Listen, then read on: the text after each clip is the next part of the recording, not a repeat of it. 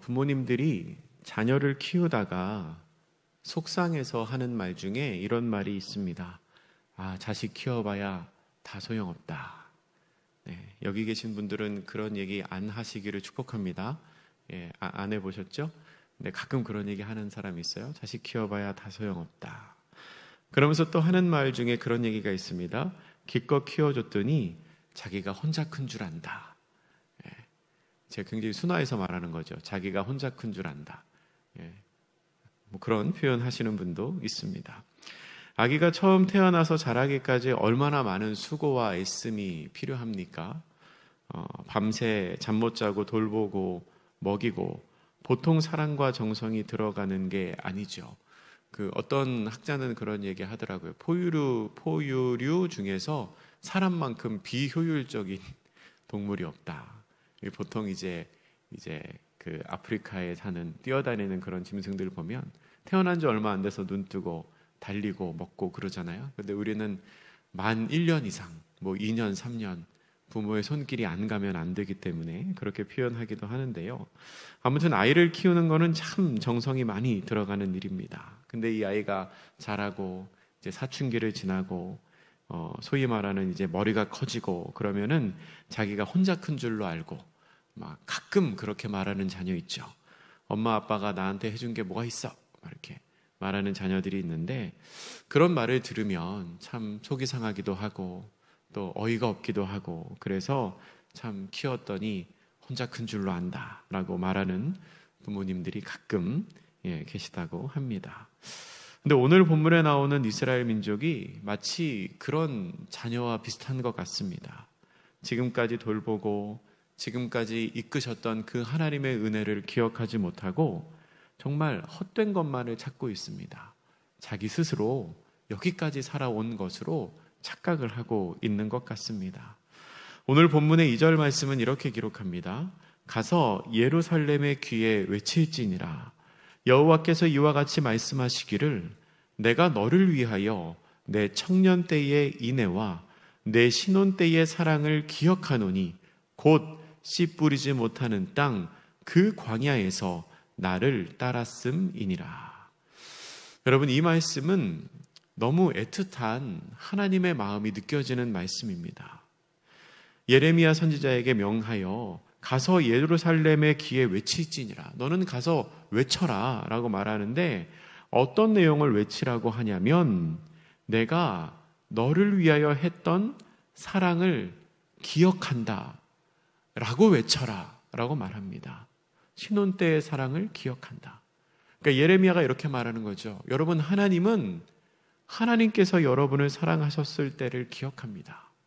근데 그 신혼 때의 사랑을 뭐라고 표현하냐면 청년 때의 인애, 그러니까 순수한 젊은 시절처럼 정말 사심 없이 사랑했던 그때의 사랑, 그리고 신혼 때의 사랑, 새신랑과 새신부처럼 서로가 서로만 바라보며 사랑했던 그때. 근데 그때가 언제냐?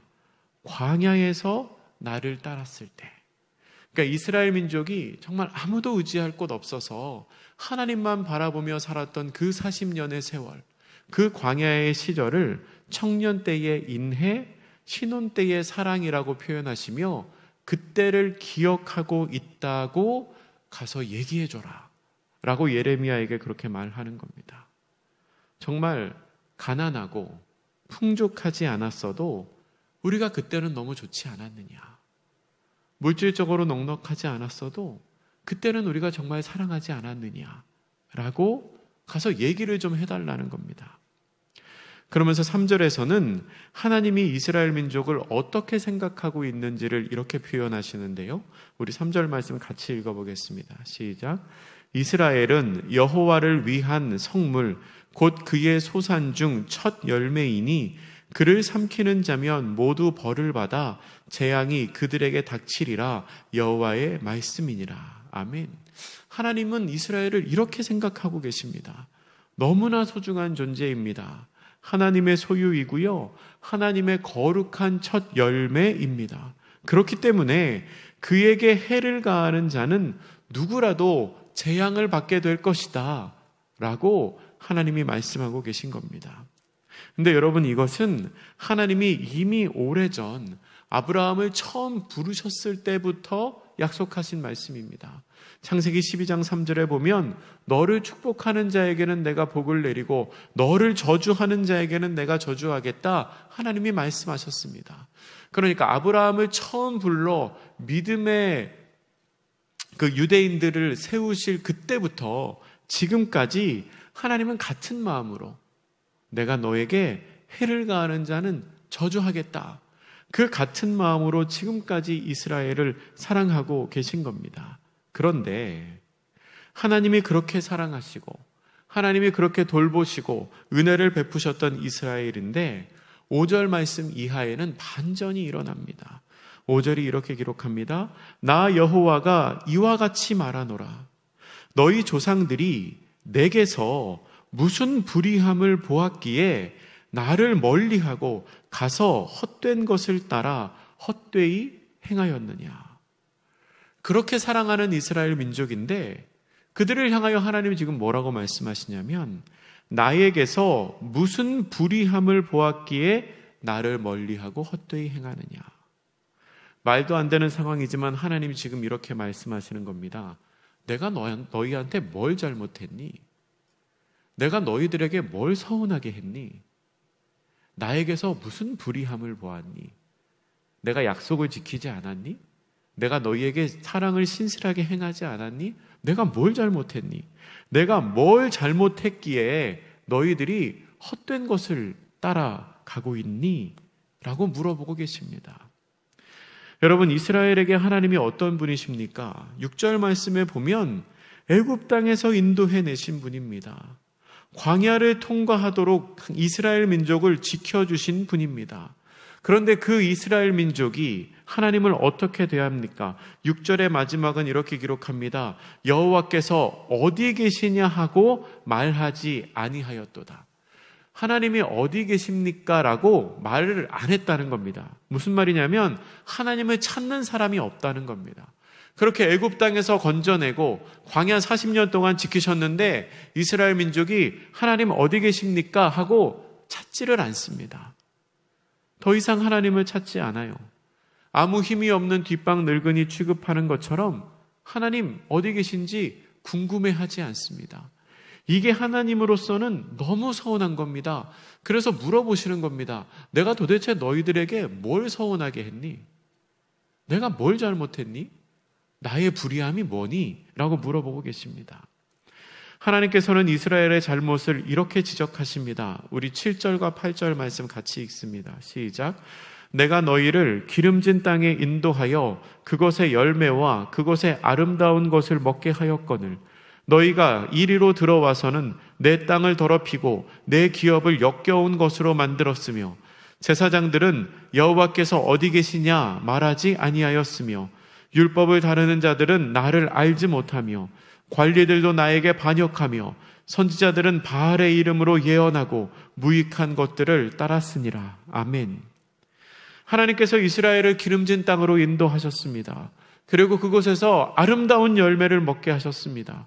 그런데 그 은혜를 누린 이스라엘이 한 일은 하나님의 땅을 더럽히고 기업을 역겨운 것으로 만들고 제사장들조차 하나님을 찾지 않고 선지자들은 바알을 따르고 있습니다. 여러분, 이런 일이 왜 생겼을까요? 안전과 풍요가 담보되는 것처럼 보이니까 이제는 더 이상 하나님이 필요 없는 것처럼 느껴지는 겁니다.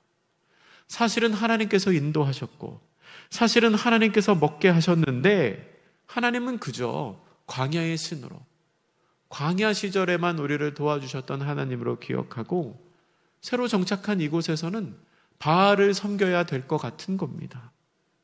그게 트렌드에 맞아 보입니다. 그게 더 큰 은혜인 것처럼 보입니다. 그래서 하나님을 외면하는 겁니다. 만일 풍요로움 때문에 하나님을 놓친다면 그 풍요는 축복이 아니라 저주가 됩니다.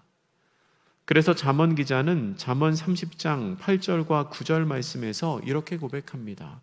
곧 헛된 것과 거짓말을 내게서 멀리 하옵시며 나를 가난하게도 마옵시고 부하게도 마옵시고 오직 필요한 양식으로 나를 먹이시옵소서. 혹 내가 배불러서 하나님을 모른다 여호와가 누구냐 할까 하오며 혹 내가 가난하여 도둑질하고 내 하나님의 이름을 욕되게 할까 두려워함이니이다. 아멘. 잠언 기자는 이렇게 고백합니다. 하나님, 나를 너무 부자로 만들지도 마시고 너무 가난하게도 만들지 마옵소서. 부자가 돼서 풍요로워서 하나님을 잊어버릴까 두렵습니다. 가난하게 돼서 도둑질을 해서 하나님의 이름에 먹칠을 할까봐 두렵습니다.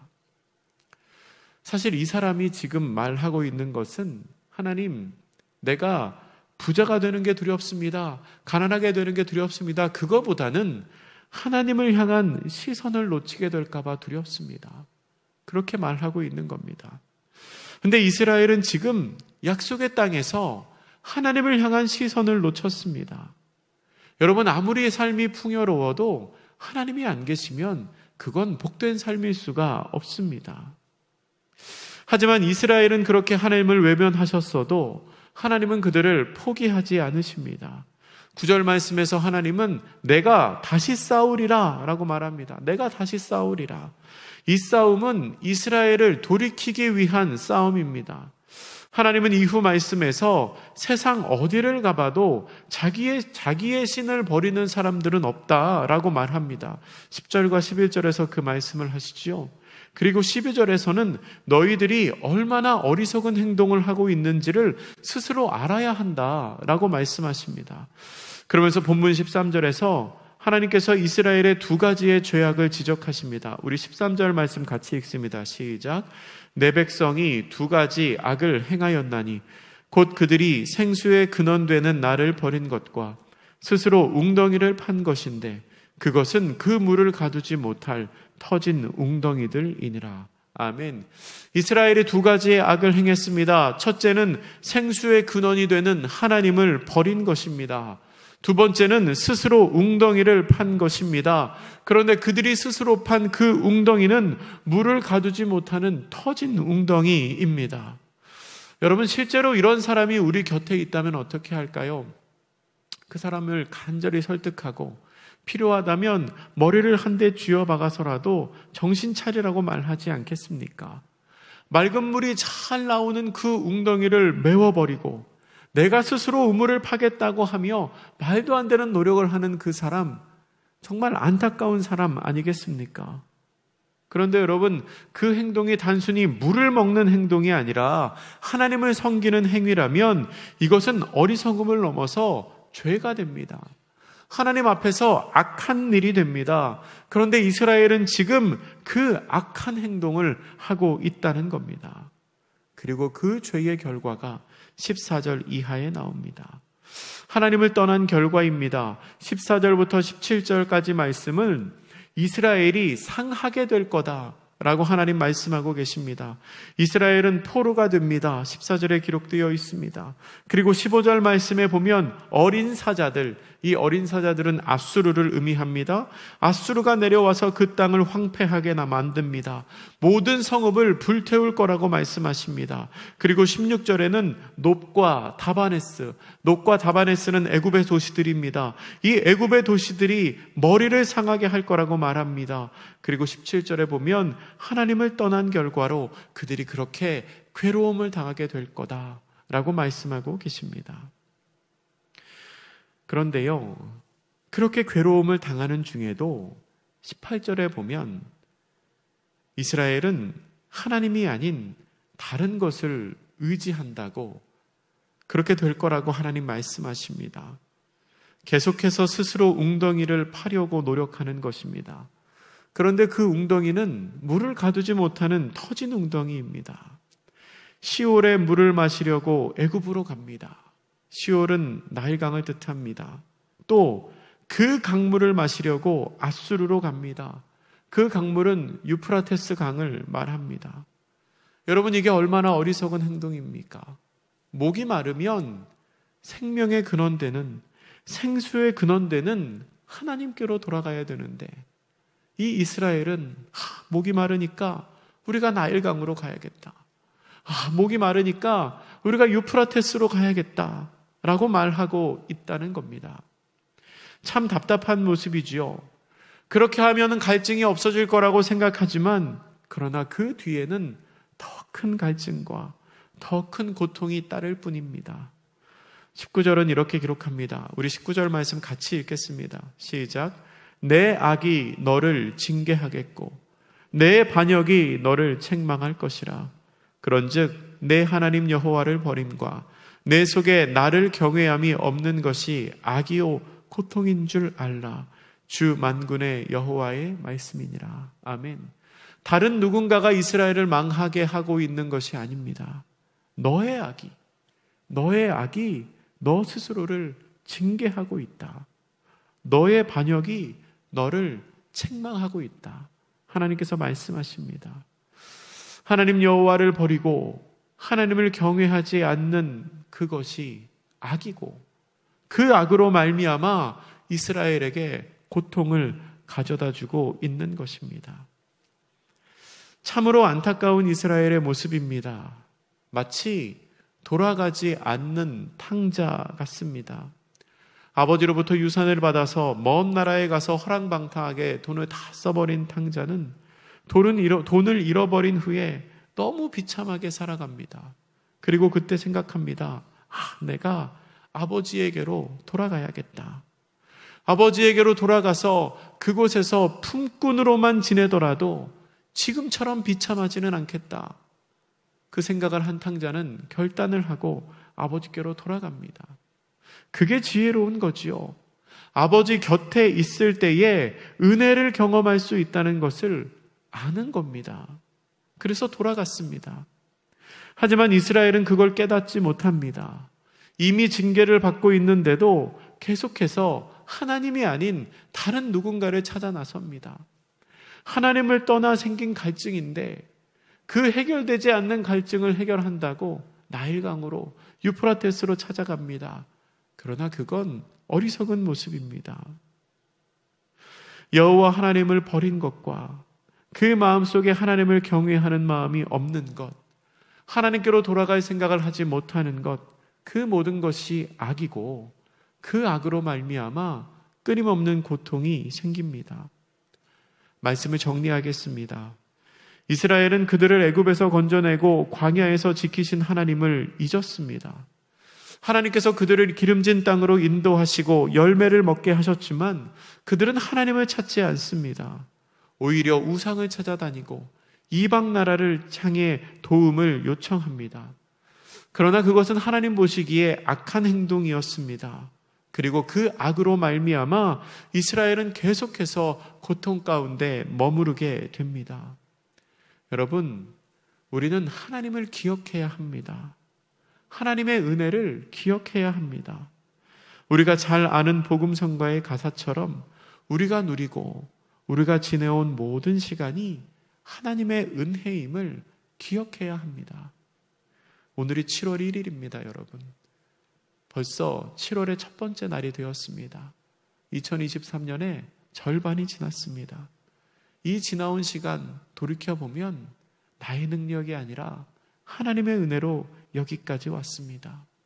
그리고 우리가 고백할 수 있는 말은 주님, 앞으로 남은 시간들도 하나님의 은혜로 채워주시옵소서 라고 고백할 수밖에 없음을 고백합니다. 나의 능력이 아닌 하나님의 은혜로 살았습니다. 모든 것이 하나님의 은혜입니다. 오늘도 나와 함께 하시는 그 하나님의 은혜를 기억하며 그 하나님께 감사하며 하나님의 뜻대로 살아가시는 복된 성도님들 되시기를 주님의 이름으로 축복합니다. 기도하겠습니다. 사랑의 하나님, 이스라엘 민족은 하나님을 잊었습니다. 하나님이 애굽에서 저들을 건지시고 광야에서 저들을 지키시며 기름진 땅으로 인도하여 열매를 먹게 하셨는데 그 하나님을 잊고 헛된 것을 찾아다녔습니다. 그런 사람 되지 않기를 기도합니다.